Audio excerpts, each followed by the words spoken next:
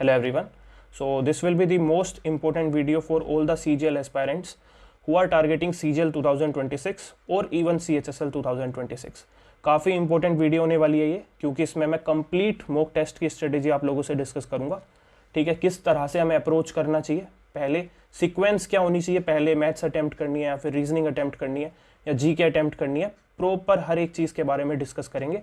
कौन से मॉक लगाने चाहिए, कौन से अवॉइड करने चाहिए, किस तरह से क्वेश्चंस को टारगेट करना चाहिए, अप्रोच करना चाहिए बेसिकली। और इवन सेकंड राउंड में या थर्ड राउंड में जाके आप जो आपने सुना होगा कि सेकंड राउंड में पेपर करते हैं, थर्ड राउंड में पेपर करते हैं, तो किस तरह से उसको अप्रोच करना है उसके बारे में भी डिस्कस करेंगे भाई इस वीडियो में। मतलब टोटल जितनी भी चीज़ें होती हैं ना जो आपको ध्यान में रखनी चाहिए एज अ बिगनर और इवन एज अ रिपीटर, हर एक चीज़ के बारे में इस वीडियो में डिस्कस करेंगे। ठीक है, तो वीडियो एंड तक देखना है। वीडियो अच्छी लगी तो भाई लाइक कर देना और कमेंट सेक्शन में आप अपना कोई भी डाउट हो तो पूछ सकते हैं। और टेलीग्राम चैनल का लिंक भाई मैं डिस्क्रिप्शन बॉक्स में या फिर कमेंट सेक्शन में पिन कर दूंगा, उसको जाके ज्वाइन कर लेना। कोई भी फर्दर अपडेट होता है मैं वहाँ शेयर कर देता हूँ। ठीक है, तो वीडियो को शुरू करते हैं बिना किसी देरी के। चलो, अच्छा एक चीज़ और, अगर भाई कंटेंट अच्छा लगे, जेन्युइन लगे, तो अपने सभी दोस्तों के साथ शेयर कर सकते हो जो भी एसएससी एग्जाम्स की प्रिपरेशन कर रहे हो। ठीक है, तो चलो सबसे पहली चीज़ है भाई सीक्वेंस क्या होनी चाहिए अटेम्प्ट करने की। एज अ बिगिनर अगर आपने जस्ट मॉक टेस्ट की जर्नी शुरू करी है, ठीक है, इससे पहले मैंने एक स्ट्रेटेजी की वीडियो डाली थी कंप्लीट वाली, आई होप आपने देख ली होगी वो। तो अगर आप एक बिगिनर है भाई, आपने जस्ट मॉक देना स्टार्ट किया है, तो एक चीज़ ध्यान रखना, अपनी एक सीक्वेंस फिक्स करके रखना कि हाँ मैं इस सीक्वेंस में मॉक टेस्ट अटेम्प्ट करने वाला हूँ। ठीक है, वो कुछ भी हो सकता है कि आप पहले मैथ्स कर रहे हो, इंग्लिश कर रहे हो, या फिर उसके बाद जीके कर रहे हो, उसके बाद फिर रीजनिंग कर रहे हो, कुछ भी हो सकता है। मतलब कोई सा भी आप पहले या बाद में कर सकते हैं, बट ये चीज़ फिक्स रहनी चाहिए कि हाँ अगर मैंने शुरू से ये चीज़ फिक्स की है तो लास्ट तक मेरा जो मॉक दूंगा, मतलब सपोज करो आप फर्स्ट मॉक से स्टार्ट करते हो तो 100वें मॉक तक जाते जाते आपको यही सीक्वेंस फॉलो करनी है, इससे अलग नहीं जाना है ना, कि एग्जाम में जाके आप सीक्वेंस चेंज मत कर देना अपनी। क्लियर है ये चीज़?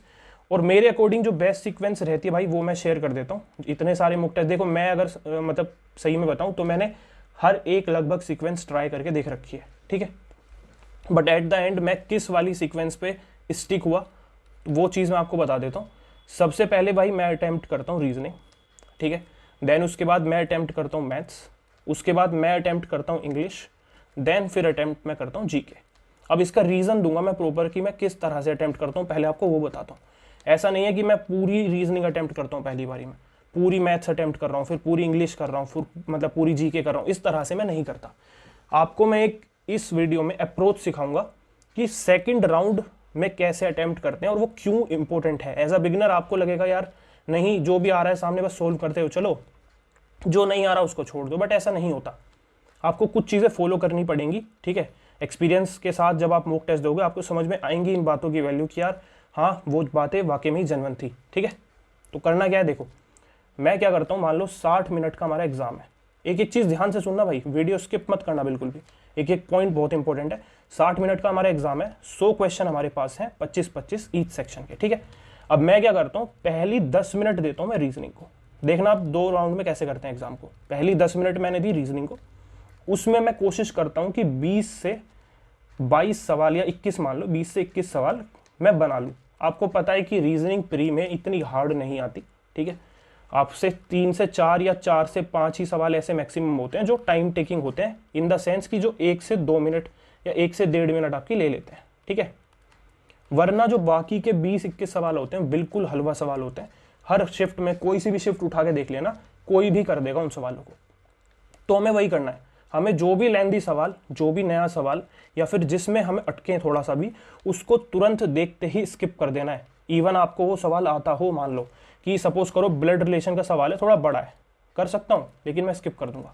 ठीक है, मुझे दिख रहा है कि भाई एक सेट एनालॉजी का सवाल है, मुझे क्लिक नहीं कर रहा उसको देख के 5-10 सेकंड में, वरना 5-10 सेकंड में हो जाता है नॉर्मली क्लिक।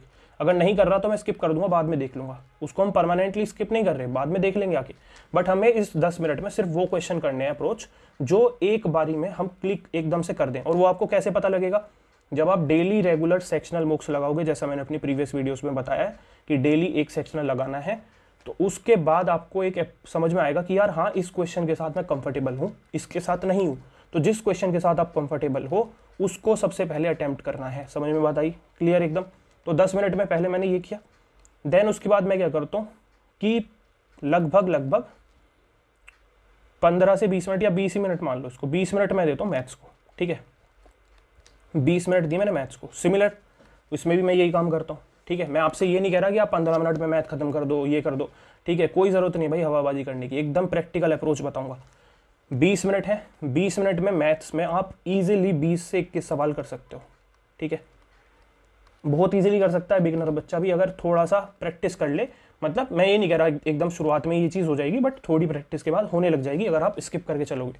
देखो अगर मैथ्स की मैं बात करूँ एक प्रैक्टिकल एग्जाम को लेके जो PYQ में हमारे लेवल रहता है, तो 3 से 4 या 4 से 5 ही सवाल मैथ्स में भी हार्ड आते हैं, ठीक है, इससे ज़्यादा नहीं आते, उससे मतलब ईजी रहते हैं बाकी के सवाल कंपैरेटिवली बहुत।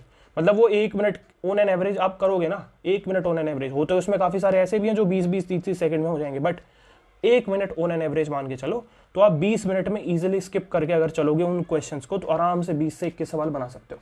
अब इनमें 20 में से 21 सवाल कुछ ऐसे भी होंगे जो 30 सेकंड में होंगे, कुछ ऐसे भी होंगे जो 1.5 मिनट ले लेंगे, but on an average 1 minute में आपका एक सवाल आ जाएगा, ठीक है। तो 20 मिनट में 20 से 21 सवाल यहाँ, 10 मिनट में 20 से 21 सवाल इधर। क्लियर है ये चीज़? अगर आपकी मैथ्स अच्छी होगी तो 20 में आप इससे ज़्यादा भी बना सकते हो, कोई दिक्कत नहीं है। अब देखो उसके बाद क्या करना है, 10 मिनट हमें देना है इंग्लिश को, ठीक है, इंग्लिश को देना है।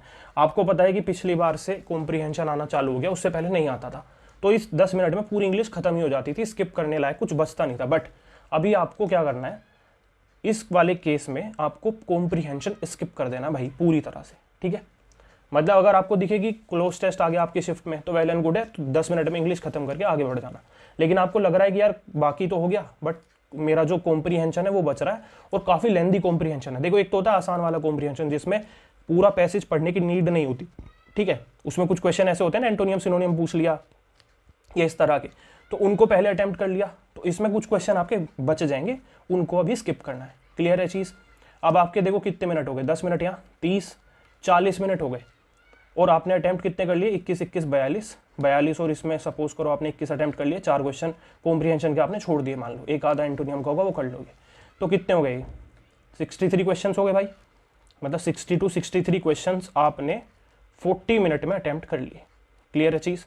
अब आपके ऊपर प्रेशर नहीं बचेगा, सबसे पहली बात है ना। देखो कितना कितना मतलब एकदम प्रॉपर तरीके से चलें, यही फॉलो करना, अगर कुछ अपनी तरफ से करना तो कर सकते हो, बट फॉलो यही करना कि 2 राउंड में कर सको। और मैंने सेकंड राउंड के लिए कितनी मिनट बचा रखी हैं, 20 मिनट। देखो जेन्युइन चीज़ें बता रहा हूँ मैं, बिल्कुल जो प्रैक्टिकल है। 10 मिनट यहाँ दिए, 20 मिनट यहाँ दिए, 10 मिनट यहाँ दिए, उसके बाद लास्ट की 20 मिनट। ये सोचने से नहीं आएगी और चीज़ आपको प्रैक्टिस करनी पड़ेगी, अप्लाई करनी पड़ेगी मॉक टेस्ट में कम से कम काफ़ी बार, कम से कम नहीं कम से कम 50 से 60 बार, तब जाके आप यूज टू होगे किसी भी चीज़ से। तो वो मैंने बताया था कि पहले से जो शुरू करो आखिरी तक वही रखना, ठीक है। अब मेरे पास सेकंड राउंड के लिए 20 मिनट बचे हैं और प्रेशर मेरे ऊपर ज़्यादा है नहीं।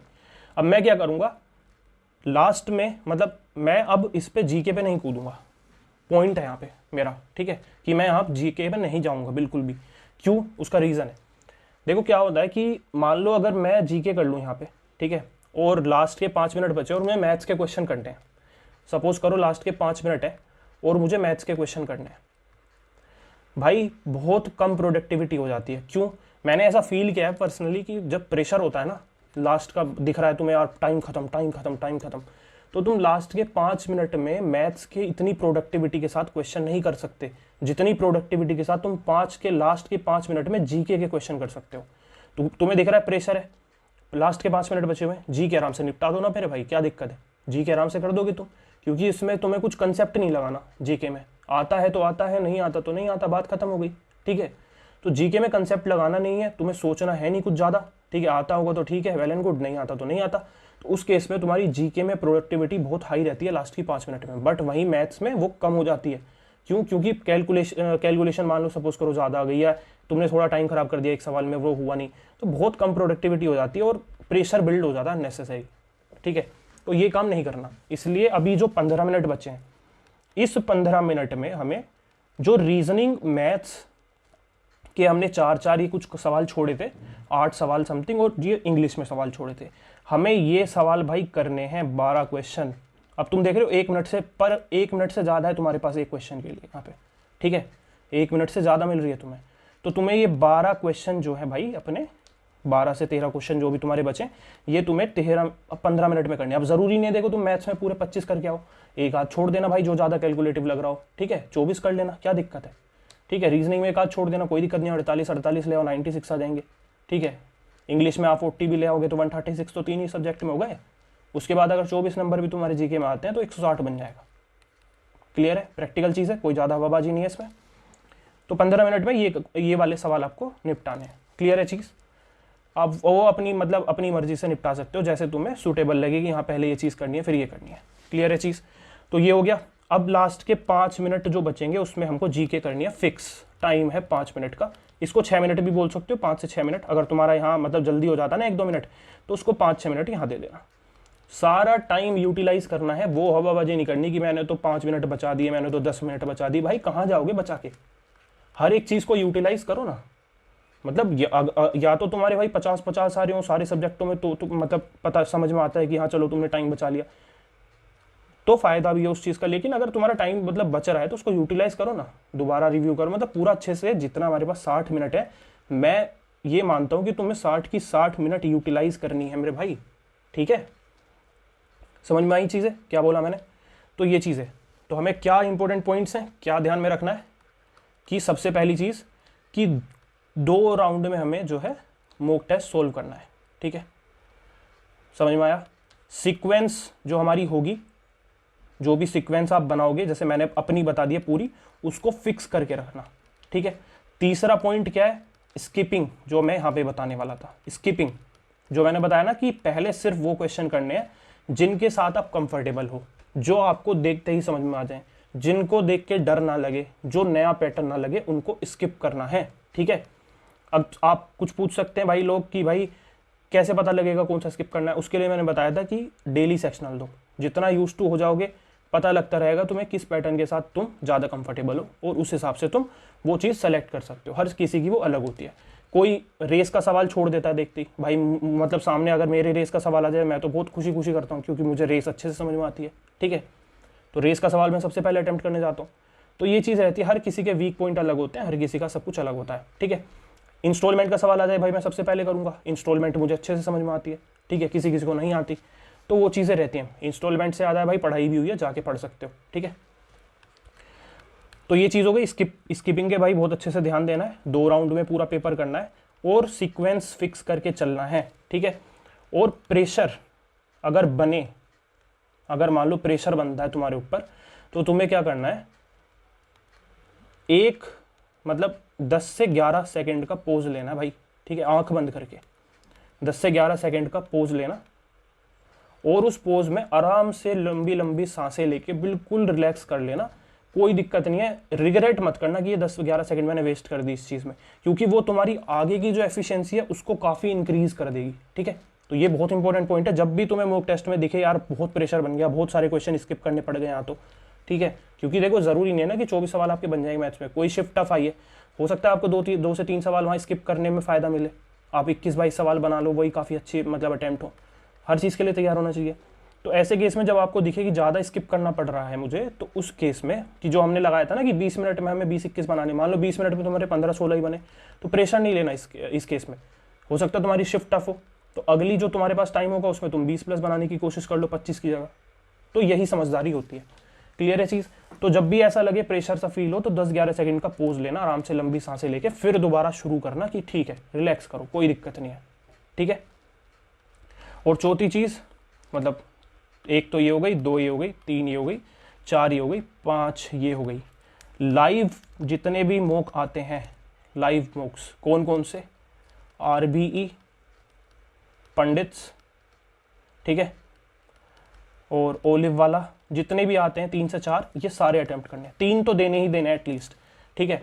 इसके अलग जो PYQs हैं हमारे, 2025 से शुरू करना, फिर 2024 पे जाना, फिर 23 पे जाना, इस तरह से बैकवर्ड सीक्वेंस में अटेम्प्ट करने हैं, आगे से शुरू करके, ठीक है। PYQs अटेम्प्ट करने हैं, लाइव मॉक अटेम्प्ट करने हैं, जितने भी लाइव मॉक आते हैं, ठीक है। आप अपना स्कोर भी शेयर कर सकते हो टेलीग्राम ग्रुप पे, कोई दिक्कत नहीं है उसमें भी। और मैं भी कोशिश करूँगा कि लाइव मॉक अटेम्प्ट करके डालने की है ना, देखता हूँ अभी वो उसका कर रहा हूँ मैं भी, प्लान कर रहा हूँ कि मैं लाइव मॉक अटेम्प्ट करके डाल दूँ, एक बार दिखा दूँ कि किस तरह से अटेम्प्ट करते हैं। बाकी आप PYQs लगाना, पेड मॉक्स ले रखे हैं जो भी आपने भाई, वो मॉक्स लगाना। 1 से 2 प्लेटफॉर्म के पेड मॉक्स ले सकते हो। और कोई पूछ रहा था मेरे से कि डेली लगाने हैं क्या मॉक्स? हाँ भाई, डेली लगाने हैं, ठीक है, डेली लगाने हैं। एक मॉक फिक्स है, डेली लगाना ही लगाना है। और इससे अलग एक सेक्शनल लगाने हैं, दोनों के, रीजनिंग और मैथ्स के, ठीक है। एक सेक्शनल इसका और एक फुल मॉक।